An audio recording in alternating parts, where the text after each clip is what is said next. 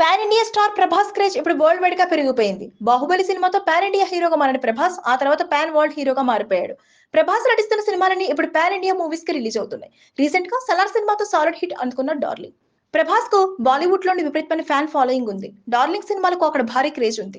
మన దగ్గర సాహస్ సినిమా అంతగా ఆకట్టుకోలేకపోయినా హిందీలో మాత్రం భారీ వసూళ్లు రాబట్టింది. అయితే ప్రభాస్ పాన్ ఇండియా సినిమాల కంటే ముందే బాలీవుడ్ సినిమాలో నటించారు అని మీకు తెలుసా? అవును, ప్రభాస్ ఓ హిందీ సినిమాలో గెస్ట్ రోల్ లో కనిపించాడు. అజయ్ దేవగన్ హీరోగా నటించిన యాక్షన్ జాక్సన్ సినిమాలో ప్రభాస్ నటించాడు. ఓ సాంగ్ లో ప్రభాస్ కనిపించాడు. తన డాన్స్ మూవ్స్ తో ఆకట్టుకున్నాడు. ఇందుకు సంబంధించిన వీడియో సోషల్ మీడియాలో వైరల్ గా మారింది.